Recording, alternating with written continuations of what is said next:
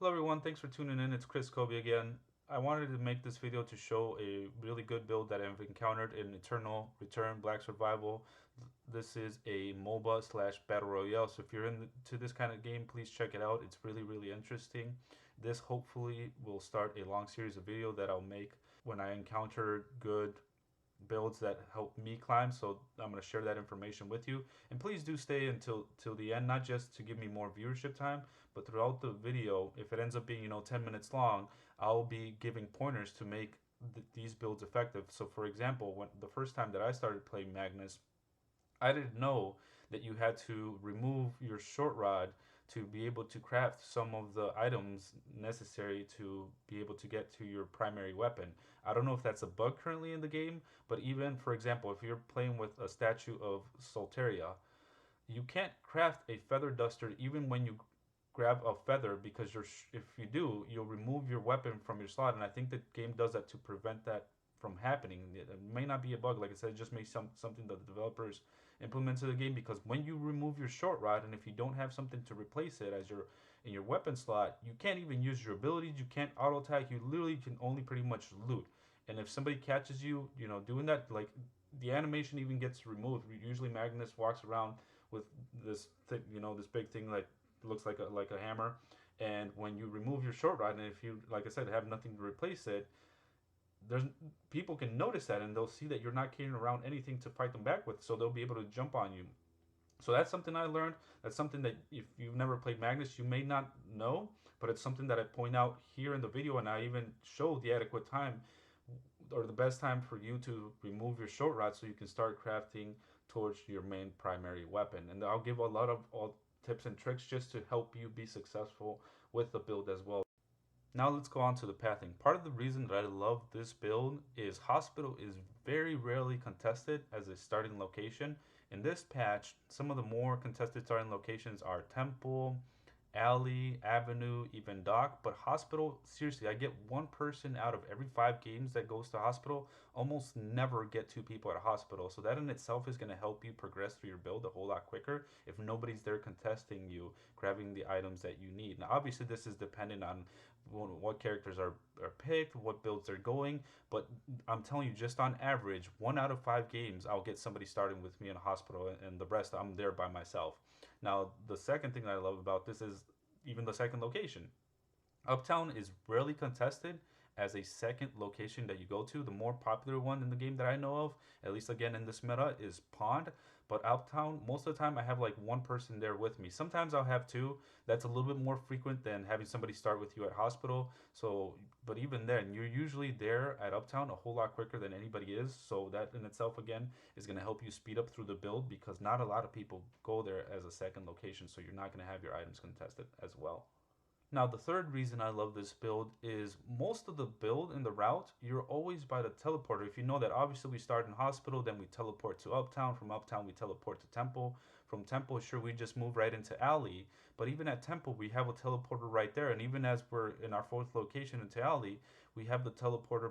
If you're closer to the teleporter on Alley, you can take that one. If you're still kind of just starting off in Temple, you can take that teleporter as well. I say this because in case you're doing with somebody, then you are always near a teleporter where you can go and help your teammate.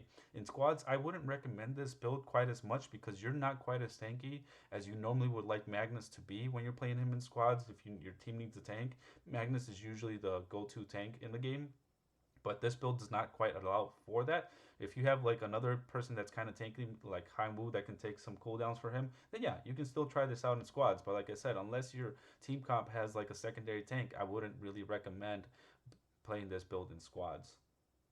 The fourth thing that's really convenient about this pathing is right when you get to temple and you're starting to complete a couple of your purple items, you can also start hunting down the bears. Now, a lot of locations obviously have bears. That's not the issue.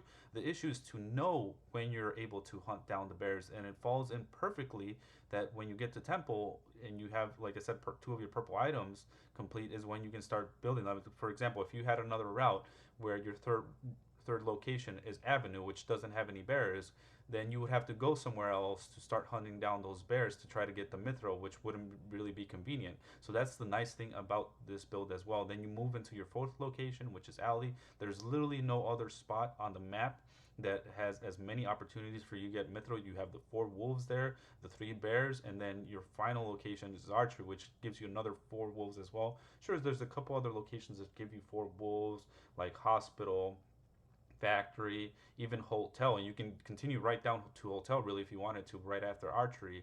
But archery in itself gives you the 4 wolves too. So again, you're not having to move to another location to try to look for wolves to kill them so you can get some mithril. The last thing I would like to go over in this section is the what if scenarios. And what I mean by that is what happens if something goes wrong within the build path. So, for example, if archery closes down or alley closes down before you even get there, what do you do? If you notice in the screenshot, I already show the locations that give you hats, so you don't necessarily have to go to archery to always get your hat there. If it's already closed, you have the option to go to school or to pond. And like I mentioned before, you're always near a teleporter where you can always teleport to pond if you have to get your hat. So we already went over the scenario what you could do if Archie closes down before you even get there. But what if Alley closes down before you get there? Beach is a really good replacement for Alley in this build because the two things that you're grabbing are chains and hammers, which Beach also has as well. So that could be one of your backup locations in case Alley closes down before you even get there. Now the last what if scenario I would like to go over is the location of Pond. The reason I say Pond is, strangely enough, it's the location that has the most items that we need within this build, but it's not even the path. It just kind of worked out that there's better locations to get all the items that we need, and Pond just happened to not be one of them. I mean, like I mentioned before, it is a location that you can go grab a hat, so you can even just teleport from Alley straight into Pond, which will give you the highest chance of finding other items that you need. So for example, if you went into temple and there was 5 people starting a temple and everybody grabbed a short rod and you couldn't find a short rod to finish some of the other items in your build, pond is a good replacement for that because it's also going to give you the hat and a couple of other items that you may be missing along the path. In this next section, I'm going to go over some key things you should be looking at, your skill pathing as well. What I mean by skill pathing is what points you're putting into each skill and at what time. So if you already noticed here, I don't put a single point into my W until level 15. I literally start off maxing E, and you max Q second, then you max passive, and W is the last thing that you point into. You have to put a point into it at 15. If I could, I would put a point into my ultimate at level 15 rather than 16, but that's just how the game goes. You literally don't want to be using your W at all. You lose DPS when you do. So your power spike kind of comes at level 14 before you have to start putting any points into your W. You literally start losing power versus other champions once you get to level 15 because most of the time you want to be using your skill to gain you some sort of advantage and stuff like that. And if your W is making you lose DPS and it's not helping you do any more damage, and it literally has no other benefit like reducing defenses or giving CC, then it literally is a useless skill. Another thing I would like to point out about the screenshot is you may notice we have the ice water. That's all you're really going to need to complete your build. Your ice water literally gets you all the points to your build is complete. By the time you get to alleys when you probably want to start picking up some honey as far as like SP items goes, but the ice water, like I said, will get you plenty there. And even if you take a fight or two, the ice waters will help you with that as well. The last thing I would like to point out is we started killing the chickens here in hopes to get leather, but even if the chickens don't give you leather, they'll obviously give you the meat which you can make the hamburgers with, which speaking about food, if you notice, we have 4 first aids which you can build right from hospital location. So since you're the first one there and usually the only one there most of the time, nobody's really going to be contesting you for the first aid. Now in this run, I got particularly lucky with getting 4 first aids. On average, I usually get about like 2 first aids. So even if you can't get all 4, don't waste time trying to pick up all the items to make the first aid. Just make as many as you can without having to loot extra spots. In this next section, I show you how your inventory should be looking at in certain parts of your build. Sure, when you plan it out, it tells you when you leave temple, you should have these certain items completed, but it doesn't tell you those key moments. Like for example, in this screenshot, now you have a feather, you have your oilcloth, so if you remove your short rod, you can combine it with your feather to make a feather duster, and when you combine it with your oilcloth, then you have a torch, which is a blue weapon, which if somebody jumps on you, if you have a blue weapon, you'll have a higher chance of fighting them back if compared to if you had your short rod, but a pathing along the map is not going to show you that. So when you leave pond, this is kind of what you want your build to be looking as far as like maybe not so much your inventory, but now you have your torch, you have your suit. If you guys noticed right before in that last screenshot, there was a wild dog in front of us in the branch. We ended up killing the wild dog for the leather and we picked up the branch, and that's what allowed us to craft some of these items that we have now. Earlier in the video, I had mentioned that we want to start killing bears when we get to temple, and this is what you want your build to look like when you do. You have your main weapon in the statue, you have your butler suit, obviously you had your feather boots completed all the way since you were in Uptown. Now you have your quiver that also gives you some attack speed, which helps to kill the bears a whole lot quicker. So just be looking out for that, that your build looks somewhere along this line. You can still do them without one of these components, but obviously having these components is going to help you do them a whole lot quicker. The last thing I want to go over in this section is how effective this build is. It's very easy for anybody to suggest a build and just be like, oh, this build is really good, you should try it. But within these next couple slides, I show how effective this build is. And more importantly, in this slide, if you look at the average rank, it's 6.3 for any Magnus that's played in the top 1000. With this build, I have this at a 5.9, and this includes being new to Magnus, so it takes everything into consideration.